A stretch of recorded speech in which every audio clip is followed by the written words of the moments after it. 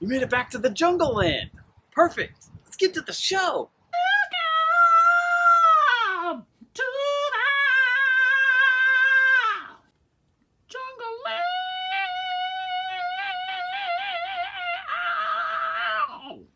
Oh man, you made it back for another fantastic show. Can't wait for you to meet everybody this week. But first, I don't know about you, but I've been kind of feeling a little overwhelmed by all the information that I'm expected to process all the time. And I could probably use a little less information, to be honest. Which means it's time for things I don't need to know. Things I do not need to know about. Your diet. Man, I couldn't think of anything less interesting to hear about. And it is none of my business what you put in your body. But I will say, if you start telling me about it, I will recommend that you eat a dick. I don't need to know about your diet. Your trauma. Man, that is just something I don't need to know about. You know, maybe a surprise to you, but none of us had a really easy road to get here, and we've all had to overcome some stuff, and I'd appreciate it if you just never burden my psyche with all of your fucked up stuff, and we'll make a deal. I won't tell you about any of mine. No one needs to know about your trauma. Your kids. Man, I couldn't think of anything that I care less about. I mean, whether it's the first day of school or the last day of school, or they're doing well or bad at some insignificant sports competition, I don't know. But I can tell you this, I couldn't give one single fuck about your kid. No one needs to know about your children. Your social media fights. Man, there's literally nothing I care less about. I mean, I know it means a lot to you, this weird argument you got into with strangers on the internet that you really didn't need to get involved in the first place when you could have just said nothing. Now you're screaming at Russian bots or weirdos from high school that are now selling beauty products in a multi-level marketing scheme. But man, once you start telling me about your social media fights, I want to tell you to fuck yourself. No one needs to know about your social media fights. Oh man, that was super fucked up. But I guess there is a lesson there. Sometimes less is more. But sometimes more is more. More is more. Ooh, yum. Cheesecake. My favorite. I think this needs a little bit of whipped cream. All right.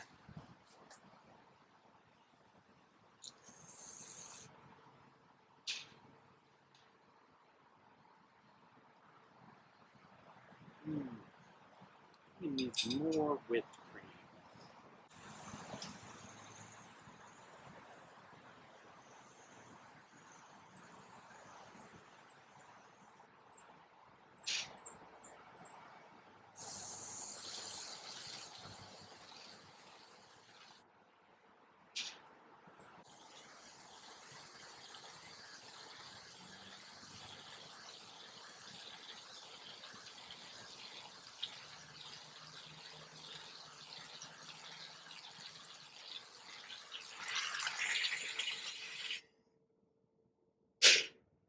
That's not enough.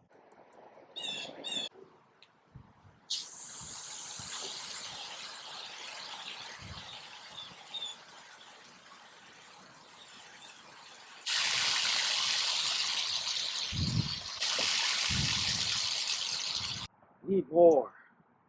More. More. More. More. More. More. More. More. More. Oh, fuck yeah. Even more. Yeah. Even more. Oh, yeah. Oh, yeah. Oh, yeah. Even more. Ah, yeah. Ah, even more. Ah, ah. Even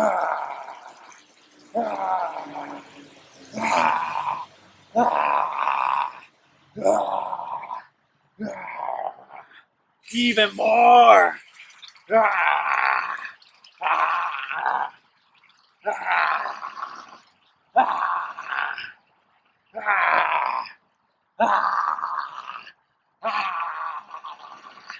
Fuck! I need more! I need even more! I need more! I need more! Give me some more! I need more! I need more! Yeah! Oh yeah, more! More! More! More! More! More! Oh man, there's something wrong with that guy. Anyways, as all you Welcome to the Jungle Landers know, it's very important to me that we have a prosperous community and that we can all have jobs and careers that we enjoy and are successful in. So with that in mind, I brought a very special guest this week. His name is Simon, the CEO. Come on out here, Simon. Welcome, Simon. Let's get this moving. Yes, absolutely. Let's get this moving. Simon, would you mind telling us a little bit about what you do? That's none of your fucking business. Oh, well, you don't have to share specifics. Maybe just like at a high level, tell us about what it is that you do. Why are you even talking to me? Who the fuck is this? I worked at fucking McKinsey. Okay, well, so McKinsey. That's pretty serious business. Maybe you could start by just telling us about what it's like to work there. Look, you poor, I don't need to explain myself to you. Where'd you even go to school? The University of Oklahoma. Oklahoma. So no wonder you look like a retarded Ryan Reynolds with a bad haircut. Thank you. Look, asshole, Mark Zuckerberg reached out to me and asked me to run Facebook. I'm a member of the Soho House, 4 country clubs, and I've got an Amex that I'm not even supposed to talk about. Yeah, I may be dressed like a fucking homeless person, but that's only to fool little Asian engineering geniuses into coming and working for me and making money for me. My parents didn't spend $500,000 on my education and raise me in the New Jersey suburbs so I could commingle with prairie trash like you. Why'd your parents spend so much money on your education? Education? You think school's about educating kids? You don't know shit, you white trash demon. You can get an education with a low-grade Wi-Fi connection and some self-awareness. School's about social mobility. You think I'm actually smarter than the little Hispanic kid working my reception desk? Fuck no. Difference is, while he was stuck at some shitty public school, learning long division and how to be poor, I was at a fancy school, making my tutor do all my work and learning how to be rich.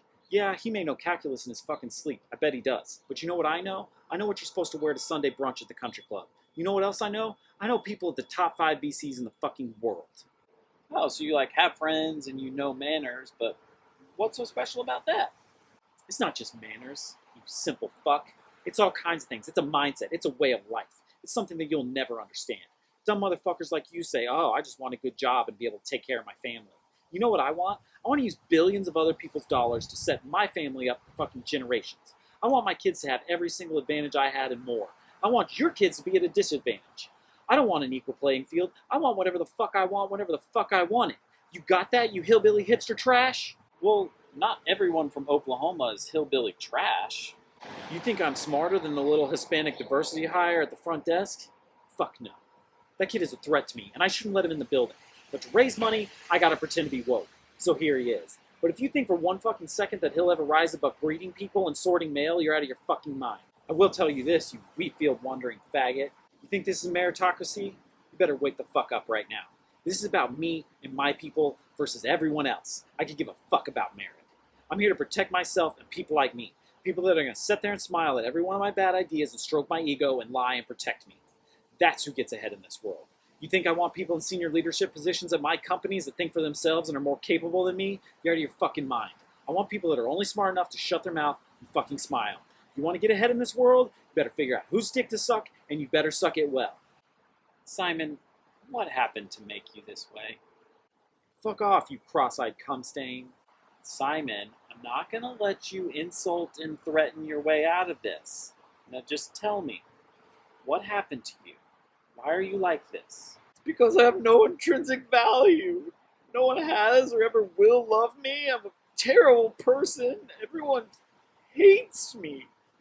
I mean, if I didn't have money and power, terrify people and threaten their livelihood and their well-being, like, no one would interact with me at all. It would just be alone and terrible. I'd rather be around people and terrible. Well, that's sad. And I've got to say, you are a deeply unlikable person, but maybe if you were just nice to people.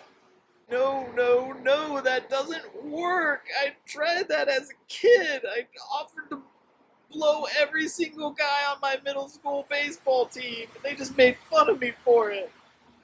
I mean, one kid had me jerk him off in his dad's station wagon, but the rest of them just called me Seaman instead of Simon until I graduated from high school. Well, Simon, that's a wild thing to offer. I mean, yes, everyone loves a blowjob, but you can separate the person giving it to you from how much you enjoy it. I don't know, I'm so ugly, and I've got bad hair and bad skin, and I'm frumpy and gross, and everyone hates me, and my sex organs are inadequate, and the only thing I have to offer the world is my mouth. All right, Simon, well, this whole conversation makes me deeply uncomfortable. I think we should stop here, but, just some advice. Maybe you could just try to be a good person?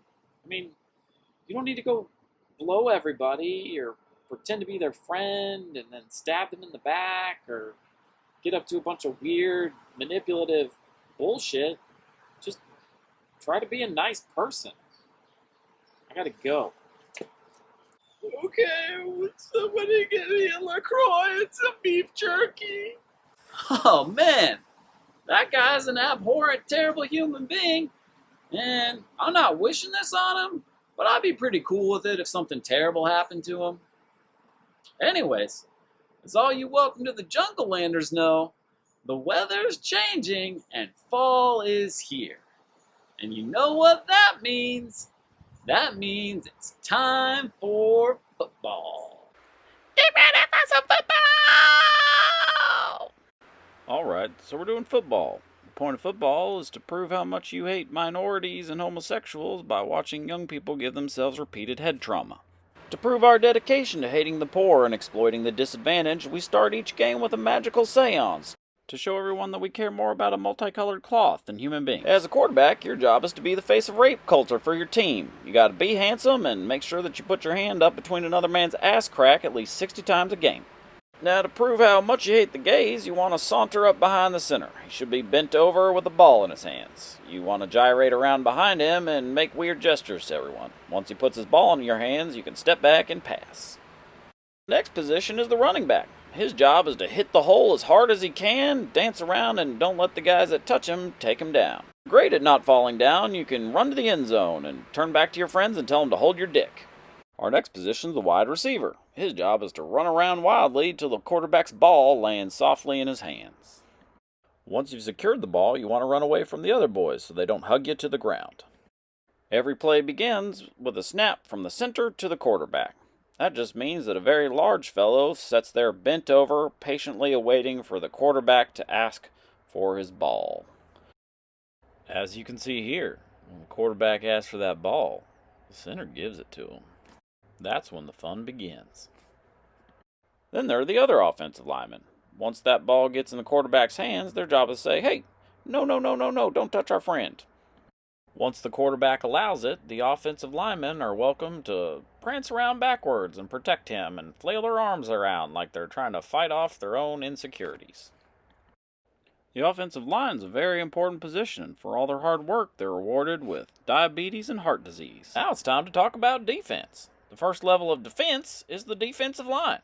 There's a bunch of chubby men that bust up against other chubby men trying to get to that handsome quarterback. Next, there are linebackers. Linebackers are the sons of abusive fathers who are probably fighting people on the sidelines. Then there are defensive backs. These guys are the ones that don't want to do all the hard football stuff but want all the glory. They're usually pretty big bitches and kind of just annoying to have around. If a play, or a series of plays, are successful in scoring a touchdown, then your team receives points. And that's when the subversive gay hating really starts with end zone dancing. The first thing you do when you get in the end zone is thank Jesus for letting you know that you're supposed to hate homosexuals. Thanks, Jesus. Now, one of my favorite dances is the bull dick rodeo. You use the football like it's your penis and then trot around like you're riding a bull. The next dance is the running man into a rowing boat. Nothing scares a man like a well-executed running man. The next dance is the Caitlyn Jenner. You got a penis and some titties. Jiggle them around. You could also just pretend to take a shit on their field and flush that turd. For no fucking reason at all, you could do that weird jumping starfish thing that the Russians do when they're excited and freaking out. To remind the kicker that he's not homophobic enough, show him that you can kick your own field goals with this celebration. Pretend like the football's a baby, and then slam that baby's head in the ground. Remind the gays that only straights can procreate by pretending to have a football baby. Shit that thing out and celebrate. Let everyone know that you're the king of hating the gays by impersonating the king himself. That's right. Shake your hips like you're motherfucking Elvis. If you really want to show them, pretend like the football is a beer, blowing beer juice all over your face. It's not a penis, it's a beer. You can even get down on the ground and show them your stroke. Show them that deep heterosexual stroke. After that, make sure they know about that wop, that wide-ass penis.